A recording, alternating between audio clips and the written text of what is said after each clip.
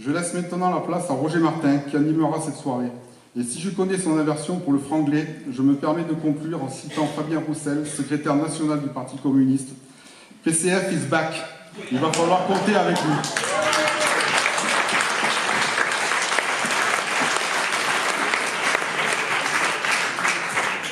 Bien alors on va continuer très vite parce qu'il faut qu'il y ait du rythme et qu'on ne vous lasse pas.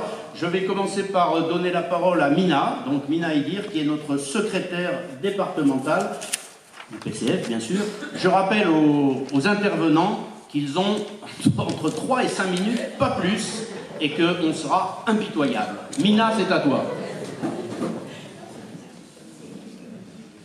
On va essayer de tenir les temps. Bonsoir à toutes et à tous, camarades, amis, sympathisantes, sympathisants, pour cette réunion publique, pour ce meeting, encore une fois pour taquiner Roger. Et c'est vrai que nous sommes très honorés de recevoir Marie-Hélène. Dans le département, ça fait quelques semaines que nous menons campagne et nous avons reçu des candidates et des candidats d'une grande valeur, d'une grande force et d'une grande humanité. Et c'est ça la beauté de notre liste. Ce sont nous, les humains, mais ce sont aussi vous, les militants. Et j'aimerais vous remercier ce soir parce que, en tant que secrétaire départementale, je suis toujours honorée et heureuse de voir les militants s'engager dans cette bataille que nous devons mener jusqu'au 26 mai. Je suis très heureuse aussi ce soir d'être là parmi vous pour une autre raison, c'est que, comme a dit Bruce, il nous croyait morts et enterrés, et un dernier sondage est tombé aujourd'hui, et nous sommes annoncés à 4%. Et ça, c'est une nouvelle qui devrait et qui doit nous donner la force nécessaire pour tenir encore une semaine et demie, parce que si nous n'allons pas chercher nos voix, elles ne tomberont pas comme ça. Et ce travail militant, vous savez le faire. Le travail des sympathisants est aussi important et c'est pour ça que nous sommes là ce soir, pour vous parler de cette liste. Sur cette liste, il y a 30% des candidats qui ne font pas partie du Parti communiste. Parce que le rassemblement, c'est notre ADN et qu'on se battra toujours pour rassembler la gauche, malgré ce que certaines et certains veulent nous faire porter sur les épaules. Notre grande fierté dans cette liste, c'est 50% d'ouvriers et d'employés. Et ça aussi, c'est révélateur de ce que nous sommes et de notre ligne. Et j'aimerais terminer aussi en vous disant une chose. Ils ne veulent pas de nous dans les médias. Et il faut continuer le combat pour que Yann participe à ce débat. Souvenez-vous du combat qu'on a mené et du passage qu'il a fait, qui a permis aujourd'hui de révéler Yann, mais pas que. On discutait avec Marie-Hélène dans la voiture. Tous les candidats et toutes les candidates mouillent la chemise. Et jour et nuit, nous travaillons et nous œuvrons pour faire entrer 4 députés communistes.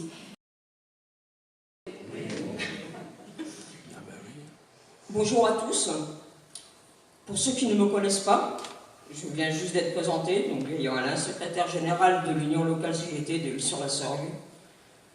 Je me suis syndiqué à la CGT dans les années 2000-2001. Cela fait maintenant 18-19 ans. Mon Dieu, que le temps passe vite. Conseiller du salarié depuis 2003. Délégué du personnel depuis les années 2000-2001. Délégué cantonal MSA de la mutualité sociale agricole. Mes différents mandats militants auprès de la CGT m'ont appris à me battre régulièrement contre ce monde capitaliste qui est la recherche aveugle du profit, qui réduit le travailleur à un simple facteur de production, sans la moindre considération pour son humanité propre, avec ses conséquences directes, chômage et stigmatisation des chômeurs, casse de notre système de santé, etc., pour ne citer que cela. Alors je suis convaincu que la CGT a son rôle à jouer. Durant ce parcours, j'ai pu croiser différentes personnes, déjà adhérentes au PCF, sans pour autant songer à adhérer, bien que pourtant j'avais les mêmes idées. En 2017, si je me souviens bien, j'ai rencontré une personne qui est devenue le trésorier d'UL, Xavier Guédon, pour ne pas le citer. Quand nous avons plus le temps à l'UL d'organiser des tractages pour les différents combats qu'on mène, le PCF était tout simplement là, présent pour la même cause. J'ai ensuite été invité, il y a très peu de temps maintenant, je dirais environ un an, à une journée fraternelle organisée par le PCF. Cette journée m'a fait prendre pleinement conscience de notre combat était le même. Même, mais mené différemment. À la CGT, nous ne sommes pas un parti politique. Nous agissons en nous appuyant sur des lois. Propositions de loi et lois plus bénéfiques nous permettent de mieux agir sur le terrain. La transition est maintenant faite et je suis depuis quelques mois un adhérent PCF. Je dirais environ 4-5 mois. Pour finir, je dirais, syndiquez-vous CGT, adhérez au PCF et surtout n'oubliez pas le 26 mai, votez la liste PCF conduite par Yann Brossard et parlez-en autour de vous.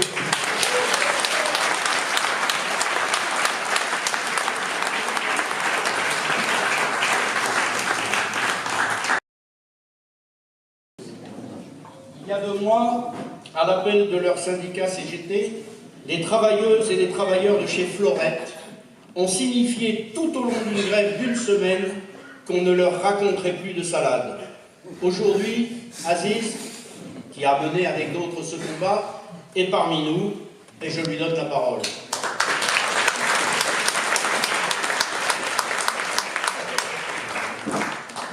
Bon, pour une fois, je change. Bonjour la famille au lieu des camarades. Donc, moi aussi, je tiens à souhaiter la bienvenue à notre deuxième liste PCF. Et j'espère que pour la première fois, on aura une ouvrière aux élections européennes. C'est un honneur pour tous les travailleurs. Bon, j'ai pas trop avec... j'ai bien parlé comme ça. Bon, voilà. Je vais être un peu bref. Chez nous, à l'Essor-Soc, donc on a eu dernièrement des grèves suite à des négociations qui n'étaient pas à la hauteur et que malheureusement, comme d'hab, la CFDT et la CFTC, donc ils l'ont signé. Nous n'étions pas d'accord, donc la conséquence, c'est que le 28 mars de bonne heure, nous étions en grève et que pendant 1 semaine, les salariés ils étaient solidaires derrière le syndicat et les syndiqués et qu'on a, depuis ce jour-là, donc j'appelle tous les sympathisants, que ce soit CGTistes ou bien les sympathisants ou bien les PCF, parce qu'il y avait pas mal de monde avec nous, franchement, nous étions comme une famille. C'est pour ça que j'appelle tout le monde ma famille maintenant. Ma famille, c'est la CGT, et ma famille, c'est le PCF. Donc, le 28 mars, donc, on est rentré dans une grève pendant 1 semaine, et que normalement, ça devrait se prolonger. Le 7e jour, donc, la grande élection, ils étaient dans l'obligation de descendre sur le terrain et négocier avec nous. Bon, le résultat, donc, il n'était pas des résultats pour nous parce qu'on demandait beaucoup. Bon, mais par contre, on a réussi à avoir beaucoup de choses. Donc les primes de sécurité, des augmentations des niveaux, des échelons pour tous les salariés, le droit à la formation, 2 types de primes de sécurité, une prime exceptionnelle au mois de mai. Donc, ils nous ont donné ça, mais en pleurant. C'est ce qui m'a fait plaisir. Donc, le dernier jour, ça fait presque 1 semaine, j'étais dans une comité de groupe et c'est pour ça que je veux insister aujourd'hui parce que la grève, donc on a fait une grève, donc c'est pas encore fini, donc en représailles, etc. Donc, mais moi, j'aimerais bien intervenir aujourd'hui le fait que on a des candidats pour les élections européennes. La semaine dernière, j'étais au comité de groupe. On a assisté à une réunion de comité de groupe, donc agrégation. Donc il y a le groupe, il y a les branches, il y a les différentes entreprises. Donc, ce que j'ai entendu, ça m'a fait mal. Pourquoi? Le grand directeur il nous a dit que, moi je lui ai posé une question concernant le fonds de groupe. Normalement, chaque groupe de coopératif, donc on a un fonds de groupe où on met, chaque année, on met un peu d'argent pour prévenir l'avenir ou quoi. Et j'ai dit, nous, par exemple, à l'Essor-Soc, donc c'est pas seulement à l'Essor-Soc, de partout où il y avait la grève, donc on avait vraiment traversé une période qui était difficile. Pourquoi n'utilise pas ce fonds-là pour au moins ne pas laisser les entreprises qui se trouvent dans des difficultés aller vers le mur? Et vous savez qu'est-ce qu'il m'a répondu? Il m'avait dit que ce fonds, on l'avait, c'est vrai, mais on a préféré acheter une entreprise en Angleterre. Seuls ceux qui ne se battent pas dans le Vaucluse ne le connaissent pas. Il est responsable de Sud PTT, il est de toutes les luttes pour la défense du service public et de la Poste en particulier. Et pourquoi ne pas le dire? Les communistes de notre section, qui n'ont jamais fait appel à lui en vain, l'apprécient énormément. Bruno, tu as la parole.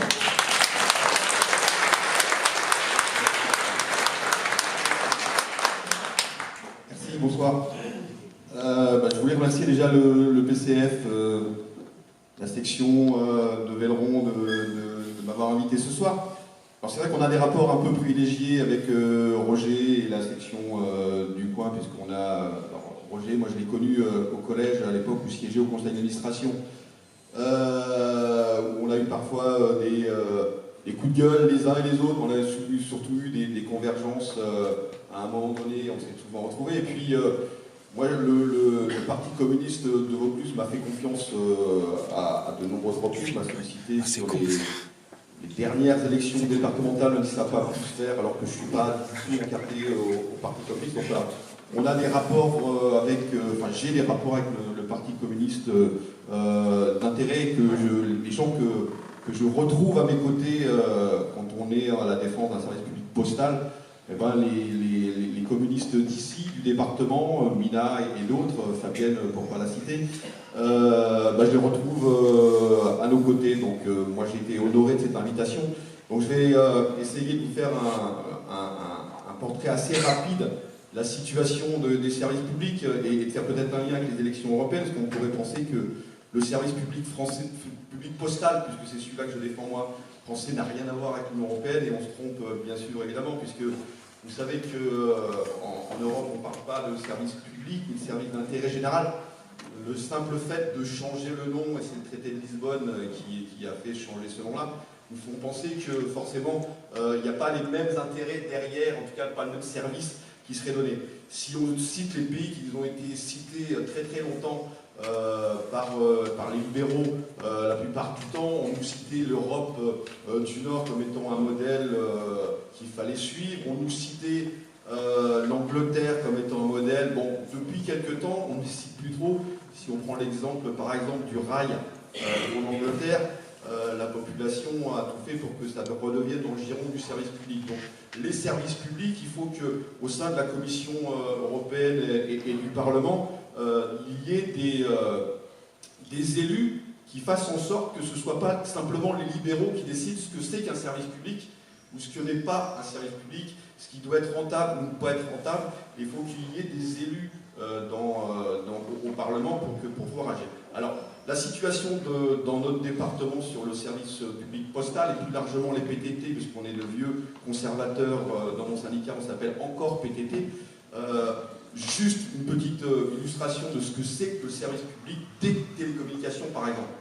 Ça se limite à avoir une ligne téléphonique, pas un portable, une ligne téléphonique. On comprendrait bien que c'est quelque peu limité en termes de service public à la personne.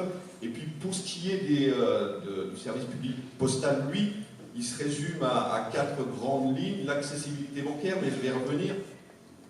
L'aménagement du territoire, l'aide à la distribution de la presse via les frais de transport qui sont pris en charge, et puis la distribution 6 jours sur 7 de vos courriers et colis. Et bien tout ça, vous vous en doutez bien, c'est remis en cause. Et si je suis souvent aux côtés des communistes, et encore dernièrement à Milan-Zola, c'est que la Poste et l'État veut faire en sorte que les bureaux de poste ferment. Les copains et camarades ont affiché là leur affiche pour le bureau de Châteauneuf-de-Gadagne. On a mené une longue bataille, elle n'est pas terminée. En tout cas, si cette bataille n'avait pas existé, je peux vous assurer que le bureau de Châteauneuf-de-Gadagne aurait été fermé depuis un long moment. Et que si le bureau de service d'Avignon-Saint-Ruf n'est pas fermé, c'est parce qu'il y a eu une résistance citoyenne, politique, associative, syndicale, qui ont permis que ces services-là et ces bureaux de poste-là ne ferment pas. Donc il me paraît important à moi qu'il y ait des élus qui nous représentent. Ces élus-là qui ne sont pas, enfin, en tout cas ceux que je connais moi, c'est des élus qui certes ont siégé là où ils sont élus, et c'est encore heureux, mais c'est aussi des élus qu'on va retrouver dans c'est aussi des élus qu'on va retrouver dans les bureaux de poste. C'est aussi des élus qu'on va retrouver dans les manifs, Et je veux dire que les camarades du PC, ils sont toujours là, et je pense qu'ils continueront à l'être. Et pour nous, c'est important que ce ne soit pas simplement des élus coupés d'une réalité quotidienne, et pour la Poste, ça nous paraît important, mais que ce soit des gens qui soient à nos côtés, quotidiennement, qu'on soit fréquemment en lien avec eux, pour qu'on défende ensemble ce que c'est pour nous que le service public, il doit être amélioré, bien amélioré. Je parle là de la Poste, on pourrait parler d'autres services publics qui sont attaqués, que ce soit par ce gouvernement-là, comme d'autres, puisque la privatisation de la Poste, je tiens à rappeler, c'est le gouvernement Rocard qui l'a privatisée. Donc voilà, je soutiens cette liste-là, et j'appellerai, moi, personnellement, à ce qu'on puisse voter pour la liste du PCF. Merci. On s'était battu à l'époque, et c'est un moment où moi j'ai construit beaucoup de conscience politique à ce moment-là, syndicale et politique en même temps, et où j'ai compris que déjà le service public allait être très compliqué à défendre dans une société capitaliste, où j'ai compris les enjeux financiers qu'il y avait derrière, et des enjeux qui ne se situaient plus au niveau national, mais au niveau européen, voire international. Donc mon propos est vraiment important par rapport à ces élections européennes où on aura la possibilité d'envoyer peut-être 4 députés au Parlement qui pourront défendre réellement les services publics, dont celui de l'éducation nationale. Alors de manière très concrète, en ce moment, c'est la loi Blanquer qui est discutée au Sénat, la loi qui est dite pour l'école de la confiance. Quelle ironie, quand on voit tous les décrets qui vont passer derrière. Donc la confiance dans les professeurs des écoles, dans les professionnels, ça veut dire plus de pression sur eux, ça veut dire plus de droits à critiquer, de droits qu'on a, hein, parce qu'on a un droit de réserve, mais on a quand même le droit de manifester, de donner notre avis. Encore heureux, on est sur le terrain, on est les professionnels de l'éducation nationale. Donc si nous, on ne peut pas dire ce qu'on en pense, c'est les technocrates là-haut qui vont le dire et qui vont se retrouver complètement décalés par rapport aux attentes et aux enjeux. Donc dans la loi Blanquer, il y a ça, il y a la création des EP, alors excusez-moi, établissements publics des savoirs fondamentaux. Moi avant je disais école, hein, mais maintenant on va dire comme ça, hein, EPSF, voilà. Donc ils vont être des macro-collèges, écoles réunis. Derrière, ce qui est sous-tendu, c'est la fermeture de classes, dans les milieux ruraux notamment. Donc c'est en parallèle avec la problématique de la Poste, hein, où on ferme aussi dans les milieux ruraux. Voilà. Et ce qui est sous-tendu aussi derrière, c'est la disparition des directeurs d'école. Donc les écoles seront gérées depuis les collèges. Donc il y a ça. Il y a le cadeau qui est fait aux écoles maternelles privées, puisque l'école est devenue obligatoire maintenant à partir de 3 ans. Ça veut dire que les communes sont obligées de financer les écoles maternelles privées. Donc c'est un cadeau, un cadeau financier qui sera perdu pour l'école publique.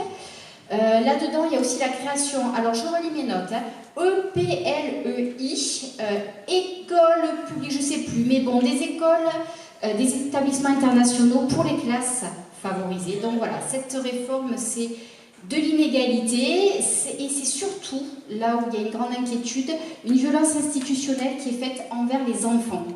Parce que les besoins de l'école maintenant, c'est des classes qui sont surchargées, qui sont à 30 élèves, malgré ce qu'on nous dit, les CP à 12, etc. En réalité, les autres classes, elles sont surchargées, il n'y a plus de remplaçants, donc ça veut dire qu'on ne peut plus être malade, et les instituts sont malades comme tout le monde. Et quand ils ne sont pas remplacés, ça veut dire qu'on les renvoie vers leur famille en leur disant est-ce que vous pouvez les garder. Là, on est en deçà de tout, puisque un service public, ça veut dire accueillir tous les enfants, avoir une équipe de remplaçants qui n'existe plus depuis des années. Donc ce qu'on a besoin, nous, pour l'école, c'est moins d'élèves par classe sur tous les niveaux. Pour ça, il faut des moyens pour que ce soit une école humaine, réellement, parce qu'on est dans de la violence institutionnelle. Alors, je disais que j'allais être très concrète. Dans ma classe, j'ai démarré l'année dernière, j'avais 31 élèves en maternelle, 4 et 5 ans. Ça veut dire que quand on veut faire une séance d'apprentissage, des groupes d'ateliers, ils doivent être normalement 6 ou 7 si on veut mener à bien une séance d'apprentissage et faire passer tous les élèves. Du coup, il fallait que je fasse 5 groupes, et ben à la fin de la semaine, je n'avais pas pu faire passer tout le monde. Voilà. Concrètement, on n'a plus le temps pour les élèves. Ça veut dire que dans des classes où il faut être près d'eux sur l'apprentissage de la lecture, on ne peut plus vérifier, aider les élèves. C'est plus possible. Donc en fait, on est en train de détruire petit à petit notre métier, notre profession, et on nous empêche de le faire. Alors, du côté des professionnels, ça veut dire empêcher de faire notre métier, et du côté des enfants, ça veut dire violence institutionnelle, parce que c'est des enfants qui sont en situation d'échec, mais pas de leur fait, du fait qu'on ne met pas les moyens pour les aider. Voilà. Donc, je finis là, parce qu'on me félicite derrière, et voilà. Et donc tu vas voter pour la liste de... Bien sûr, ça tout de suite. Je vote sur la liste.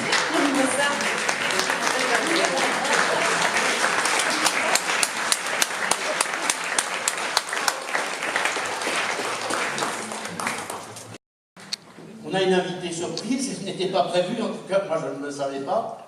Elle est là, elle est sur notre liste, elle travaille à Bolène, elle est dans l'énergie et à la CGT, ce qui est aussi énergique, je crois. Virginie Neumeyer, c'est ça? Bonjour à tous, donc, je suis très honorée de quasiment terminer cette campagne donc, dans mon département, là où je habite, où je vis, dans le Vaucluse, mais je travaille dans la Drôme, donc, sur le site de Tricastin. Juste quelques mots, pas forcément pour me présenter, mais pour vous dire que lors de cette campagne, en tant que candidate, j'ai été interpellée sur une question qui préoccupe notamment les nouvelles générations, les jeunes générations, c'est comment répondre à l'urgence sociale tout en conciliant effectivement notre lutte contre le réchauffement climatique qui, de manière avérée, va se générer dans les prochaines années. Donc, nous avons des réponses. Vous en avez apporté énormément ce soir au travers donc, du renforcement des services publics. C'est vrai aussi sur la question du transport en mettant en place le ferroutage pour les marchandises, mais aussi les transports collectifs. C'est vrai aussi dans l'énergie et j'y reviendrai. Mais les services publics sont aussi un levier formidable d'attractivité pour les entreprises. On ne le fait pas assez savoir. Et comme nombre de nos camarades le disaient ce matin, relocaliser la production manufacturière dans nos territoires, c'est aussi lutter contre le réchauffement climatique. On pourrait économiser jusqu'à 2 tonnes par an de CO2 et par habitant, juste en le permettant, alors que notre PIB, vous le disiez tout à l'heure, pour la production effectivement industrielle est bien au-deçà de 10%. Et effectivement, économiquement, le pays s'affaiblit et les emplois se détruisent. Et l'industrie, c'est bon pour l'environnement, c'est bon pour l'emploi, c'est 3 à 4 emplois induits dans les services et le commerce, et ça permettrait de dynamiser l'ensemble des territoires semi-ruraux, ruraux, et je pense que nous avons beaucoup encore à faire et à défendre dans ces batailles-là. Sur la question de notre service public, celui de l'énergie, mais plus particulièrement celui de l'électricité et du gaz, EDF, Électricité de France, donc dernière entreprise de service public dite intégrée. Donc on annonce effectivement son démantèlement les prochains mois, les prochaines peut-être années, alors que jusqu'à présent elle a fait la démonstration de son efficacité au service des usagers. Et on dit encore, y compris dans les enquêtes d'opinion, vous y êtes attachés en tant qu'usagers et les salariés aussi la défendent, cette entreprise. C'est le cas de mes camarades qui sont sur les barrages hydroélectriques, qui voudraient donc, dans le privé, voudraient effectivement se les accaparer, un peu comme à l'image de ce qu'on a vécu au travers des concessions autoroutières. Donc l'or bleu de l'électricité, la seule énergie stockable, donc, fait effectivement l'objet de toutes les attentions, effectivement, de la part de nos adversaires de classe. Donc nous investissons dans cette bataille. Nous avons aussi mené des luttes en local jusqu'au Parlement européen. Et je voudrais juste terminer sur cette question, puisque souvent, dans le cadre de cette campagne, nous avons rencontré parmi nos concitoyens des amalgames entre la Commission européenne, qui est une commission autocratique et qui décide effectivement en fonction des éléments des lobbying qui lui sont remontés, et le Parlement, où notamment le parti de la gauche européenne a pu mener un certain nombre de batailles sur les questions. C'est le cas par exemple sur la directive du rail, où effectivement la directive, après de 20 voix, a failli être, un camarade de Cheminots, certainement là-bas au fond, a failli être mise en échec. Donc le 26 mai, chaque voix comptera pour le camp des gens et pas celui de l'argent. Marie-Hélène, elle vient du Nord, des Corons, de la patrie de Maurice Thorez, de Martha Desrumeaux. Elle ne vient pas des Hauts-de-France, elle vient du Nord. Parce que Marie-Hélène, elle dit le capitalisme, elle ne dit pas le libéralisme. Marie-Hélène, elle dit des licenciements, elle ne dit pas des plans sociaux. Elle dit lutte de classe, elle ne dit pas partenaires sociaux. Elle ne joue pas les starlettes, elle ne met pas des lunettes de soleil. Elle ne pose pas pour les magazines, enfin je crois pas. Elle travaille, ou plutôt elle travaillait en usine. Depuis quelques jours, si l'exceptionnelle mobilisation qui s'est mise en place autour de Yann Brossat et de toute notre liste se poursuit et s'amplifie, elle sera la seule élue femme ouvrière française de l'Assemblée européenne. Alors nous sommes très fiers de l'accueillir ce soir à 900 km de Lille, mais à 5 km seulement de l'île sur la Sorgue.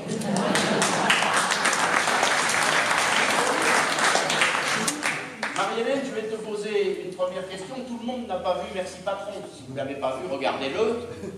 C'est très amusant et en même temps c'est terrible. C'est monstrueux et amusant à la fois. Et nous sommes bien loin de la terre de tes combats. Parce que ta présence sur cette liste, qui est une liste de l'humain d'abord, n'est pas un accident. Nous voudrions que tu répondes à deux questions essentielles. Qui es-tu et quel a été ton chemin? Alors, je m'appelle Marie-Hélène, tout le monde le sait. D'abord, je voudrais dire bonjour à toutes et tous et merci de m'accueillir dans le Vaucluse. Je n'étais jamais venue dans le Vaucluse, hein, vous voyez. Donc, comme je le dis, Marie-Hélène, j'ai travaillé à l'âge de 16 ans à l'usine. J'ai été embauchée parce que mes parents étaient décédés, on n'a pas eu le choix, il a fallu travailler. Donc je m'étais présentée et puis j'ai été embauchée tout de suite, quoi, parce qu'il manquait quelqu'un. Donc j'ai rentré à l'usine, je croyais repartir et puis non, ils m'ont dit bah, si tu veux travailler, allez, travaille. Donc j'ai travaillé à 16 ans. J'étais presseuse en confection, donc on fabriquait des costumes. À ce temps-là, c'était pour Yves Saint Laurent, Pierre Cardin. Et peut-être 3-4 jours après, il y avait une grève. J'ai dit, alors, bon, moi j'attends, la copine a dit, allez, il faut descendre à la cantine, il y a grève, bon, d'accord. Donc j'ai fait grève alors que j'étais même pas encore embauchée parce qu'il fallait attendre une semaine pour être embauchée. Et puis, bon, lundi, je demande quand même à ma chef s'il fallait rentrer. S'il fallait que je revienne, elle me dit, bah oui, pourquoi? Comme j'avais fait grève, j'ai dit, alors ils vont me foutre le cours, mais non. Ils ont regretté après. Donc j'ai été embauchée comme ça rapidement, et j'ai été syndiquée la semaine d'après, parce que j'ai pris ma carte vu qu'on avait fait grève. Et puis, quand on sortait à l'usine, je voyais toujours les camarades du Parti communiste distribuer des tracts tous les vendredis. Ils venaient tous les vendredis, distribuer des tracts. Et puis ils vendaient Liberté. Nous, notre journal du Nord, c'est Liberté. Et ils vendaient Liberté, et je me suis cartée à l'âge de 18. C'est comme ça que j'ai milité rapidement.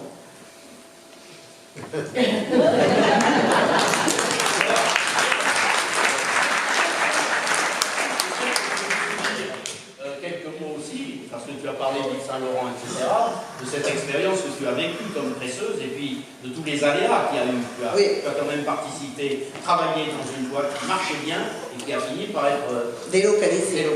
C'est vrai que notre boîte, elle marchait bien. Hein, et puis, dans les années 80, il y a eu beaucoup de délocalisation dans le textile habillement. Hein. Marie-Hélène le sait parce qu'elle a vécu ça aussi. Donc, on a changé de patron. On a eu Devaux et on fabriquait des costumes pour Kenzo, Givenchy. Donc c'était de la sous-traitance et on travaillait pour Bernard Arnault. Donc un costume, ça valait 1 000 €. Et notre salaire était guère mieux, c'était 1 000 € par mois. Moi j'ai toujours été au SMIC pendant des années. Et notre usine a été délocalisée en 2009. Elle est partie en Pologne.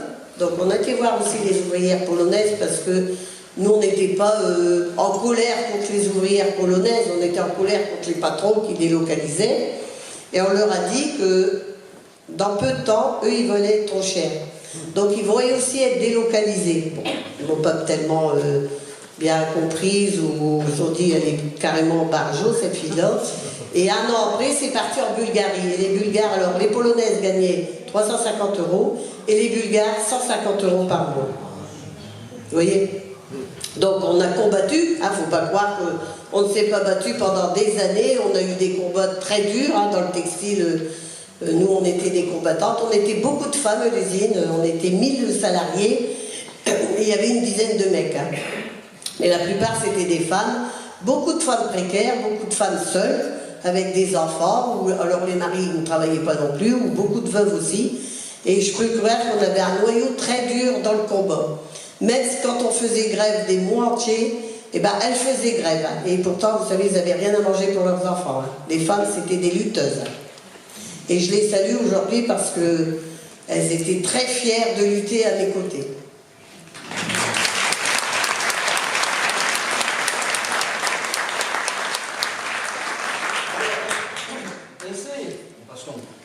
Ici, on reçoit quand même la télé, et puis et puis un certain nombre de médias, même si on est très loin. Parce que France et nous, on est les bas de je sais pas quoi. On sait que tu es aussi bénévole des Restos du Cœur, que tu es gilet jaune, ou en tout cas que tu vas avec les gilets jaunes de ton coin, et ça peut surprendre, ou ne pas surprendre d'ailleurs, mais est-ce que tu peux nous dire comment tu mélanges tout ça, comment tu concilies tout ça? En fait, oui, c'est vrai que je vais au Resto du Cœur 2 fois par semaine, le lundi et mardi. J'y vais moi parce qu'il y a la campagne, mais tous les semaines, je les salue quand même. Je passe pour les saluer 2-3 minutes, parce que j'ai pas beaucoup de temps. Mais au Resto du Cœur, il faut voir la misère qu'il y a. Beaucoup de retraités, et le retraité, quand ils parlent, ils me disent qu'ils gagnent 800 €, 600 € de retraite.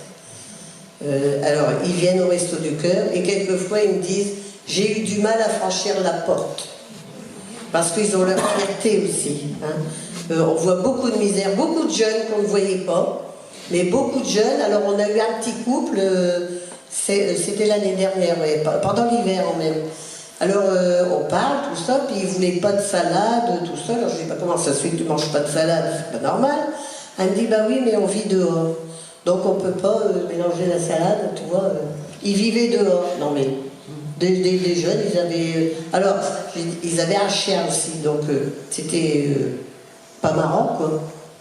Donc on était à la mairie, on a réclamé un logement, on a bien eu du mal à avoir un logement, c'est aussi une mairie de droite, donc ils vivaient dans les remparts, parce que nous on a des remparts chez nous à Le Quesnoy. Ils vivaient dans les remparts, donc ils ne pouvaient pas faire de feu, parce que les voisins vous se pétaient, enfin il n'y avait pas de voisins, mais ça gêne tout le temps les gens, ils ne pouvaient même pas faire de feu. Donc je les ai logés un peu chez moi, parce que bon, on ne pouvait pas les laisser dehors quand même, et puis après on a quand même trouvé un logement avec les assistantes sociales, tout ça. Et des jeunes, ça fait mal au cœur, ça aurait pu être nos enfants. Et aussi, tu parlais des gilets jaunes, bah oui, là aussi il y a la misère, c'est des...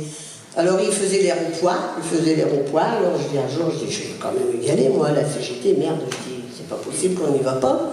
Donc j'y suis allée avec mon badge CGT, et au début, il me regardait, il me dit: bah oui, mais il faut enlever ton badge CGT. Je dis: comment ça? Je dis: moi, j'ai quand même pas attendu de mettre un gilet jaune pour me battre, ça fait des années que je me bats pour le pouvoir d'achat, pour...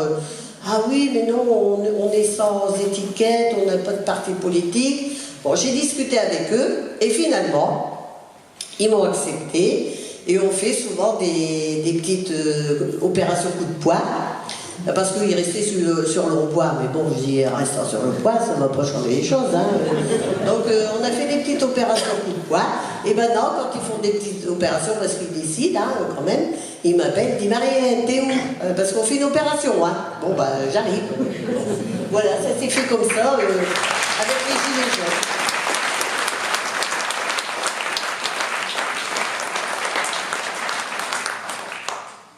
De Macron qu'il devrait sortir de temps en temps pour voir la réalité. Alors tu viens de nous en parler un petit peu avec la réalité, mais cette réalité que tu vois là dans le Nord et que tu vois là, pendant toute cette campagne, elle n'est pas très souriante.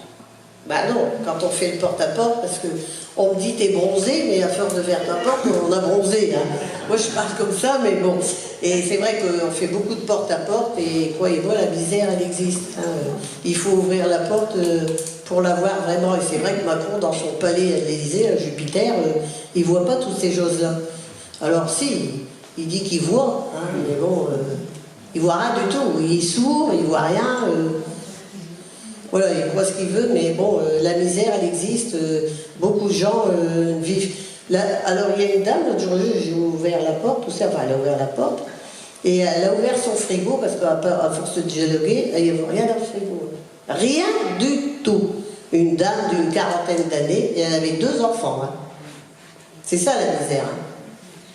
Donc, c'est vrai qu'il devrait sortir de temps en temps pour voir ce qui se passe, vraiment la réalité. D'accord.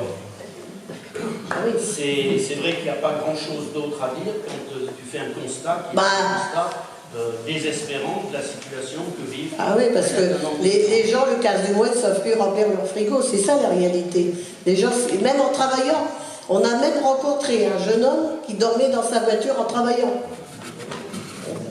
Bah parce qu'on a tapé au carreau, il dormait. Alors, j'ai tapé au carreau, j'ai dit, il y a un malaise, il y a quelque chose. Mais non, il dormait dans sa voiture. Alors il a ouvert le coffre. Alors il y avait tout ce pour faire à manger, quoi. Enfin, ce qu'il pouvait faire à manger. Non mais c'est grave, hein. Et il travaillait, hein.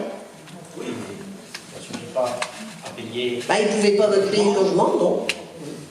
Alors justement, parce que là tu parles d'une expérience très pratique finalement, qui est quelqu'un de terrain, et c'est important, tu ne restes pas dans les idées seulement.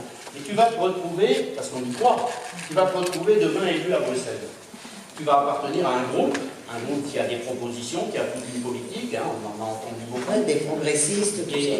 Mais toi, Marie-Hélène Bourla, à quoi tu vas t'attacher particulièrement? Parce qu'on sait que les élus, ils ne peuvent pas s'intéresser à tous les sujets, combattre sur tous les sujets, c'est un groupe énorme. Alors tu as envie, à cette Assemblée européenne, de travailler sur quel sujet, de mener quel type de combat? Bah, mon premier combat, ça serait de combattre sur un SMIC européen déjà. Mais bon, pas basé sur le bas, parce que comme le veut l'oiseau, elle veut à peine 900 €. Hein.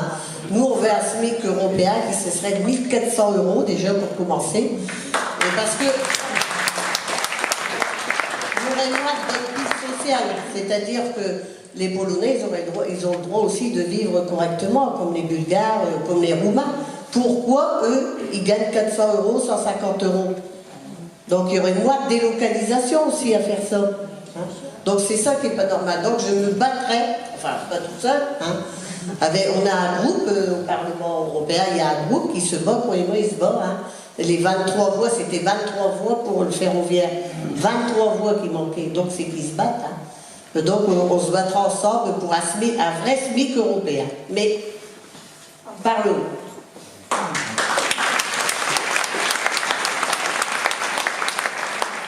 Et aussi, nous nous battrons, parce que ça, pour que les migrants, enfin j'aime pas appeler migrants parce que c'est des gens qui fuient la guerre, il faut aussi que la France et l'Europe les accueillent correctement. C'est pas normal que la Méditerranée est un cimetière pour ces gens-là.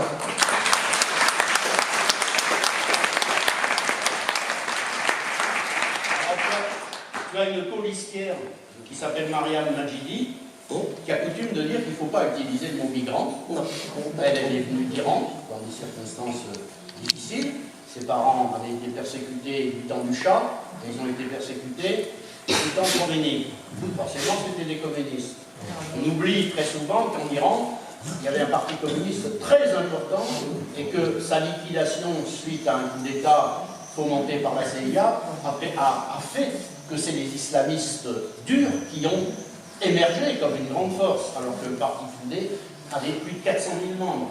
Et Mariam Majidi, ce qu'elle dit, il faut parler de réfugiés. Oui. Il faut parler de réfugiés. Mais quand on y pense, à Velleron ou ailleurs, combien de gens qui ont un nom portugais, comme notre camarade Gonçalves, qui n'a pas oublié d'où venaient ses grands-parents, combien de gens ont un nom italien, yougoslave, espagnol, parce que c'était déjà pour la plupart des réfugiés. Et certains étaient des réfugiés économiques, ce n'étaient pas toujours des réfugiés politiques. Donc c'est très important que tu le dises, parce que certains disent, vous perdez des voix avec ça, il ne faut pas en parler. Ben, nous on en parle. Nous on en parle parce qu'il faut être clair, on n'oublie pas qu'être communiste, c'est pas être nationaliste. C'est aussi vouloir que les autres peuples puissent profiter, bénéficier de ce que nous demandons pour nous. Je m'excuse. Il faut les accueillir dignement. Et peut-être qu'on est tous des réfugiés, on ne sait pas d'où on vient en plus. Hein. Alors justement, toi qui es à la frontière, enfin pas loin de la frontière belge, où il y a notre petit camarade Muliez, le Mulier, c'est-à-dire Auchan et tout ce qui va avec, qui annonce les fermetures de supermarchés, tu connais très bien cette politique des grands groupes industriels ou commerciaux. Beaucoup de gens la dénoncent en parole. Qu'est-ce que vous allez pouvoir faire, qu'est-ce que vous entendez faire au niveau de l'Assemblée européenne pour lutter contre ces fraudes, ces délocalisations, cette fuite de capitaux? Est-ce que vous avez des solutions? Oui, c'est vrai qu'il faut se battre contre l'évasion fiscale, ça c'est sûr. Et il faut aussi, parce que nous, on nous prélève nos impôts à la source.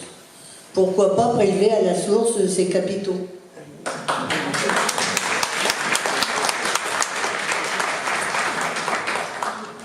Ils savent bien le faire pour nous, pourquoi ils ne savent pas le faire pour l'Europe? Parce que ça, c'est une question essentielle. Ça, c'est une question essentielle. Et aussi, la Banque centrale européenne, elle a aidé les petites banques privées. Hein. Aujourd'hui, quand vous êtes à découvert, vous payez encore des agios. Ça, déjà, ça, c'est pas normal.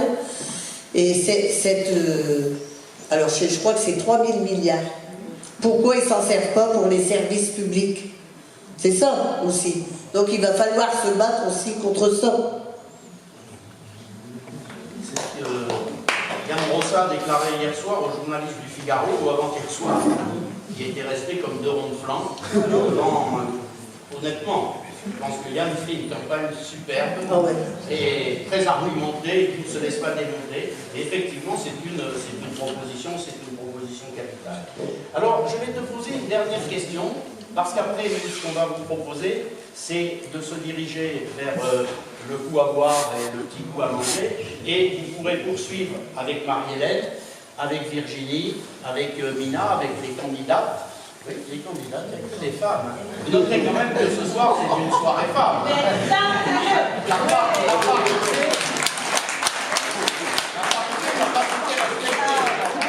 Mais vous pourrez poursuivre cette discussion de façon moins formaliste autour d'une boisson ou autre. La question que je veux te poser, Marie-Hélène, c'est qu'on a l'impression que quelque chose se passe dans cette campagne. Enfin, nous, on a cette impression. Nous qui préparons, qui collons, qui distribuons, enfin, les militants, etc. On a l'impression qu'il se passe quelque chose dans cette campagne. Il y a beaucoup d'enthousiasme et il y a beaucoup de militantisme. Toi qui as connu, comme les cerisiers de Ferrat, on a pu vous dire que je suis obsédé par Ferrat, c'est vrai. Toi qui as connu, comme les cerisiers de Ferrat, des printemps pourris, sans jamais retourner ta veste, comment tu l'as vu cette période-là, depuis quelques mois, notre congrès, il faut bien le dire, et puis cette façon dont on s'est engouffré dans cette campagne? Il y a une dynamique aujourd'hui dans cette campagne que je n'avais pas vue depuis quelque temps. Et c'est vrai qu'on avait oublié le monde ouvrier. Et on le ressent aujourd'hui dans cette dynamique. Les camarades, moi j'ai fait un peu le tour de la France, hein, et tout le monde est au taquet. Ils collent, ils font des porte-à-porte, ils tractent, ils font des meetings, remplir des meetings, ils sont remplis les meetings, on n'avait jamais vu ça depuis quelque temps. Hein. Et les camarades, ils sont enthousiasmés. On a retrouvé un parti communiste qu'on avait perdu depuis quelque temps. C'est vrai que ça faisait 11 ans aussi qu'on n'avait pas eu d'élection, hein, qu'on était un peu... Enfin, on n'avait pas de candidat. On avait des élections, mais on n'avait pas de candidat. Et aujourd'hui, le Parti communiste retrouve des couleurs. Je trouve que le rouge est de plus en plus rouge.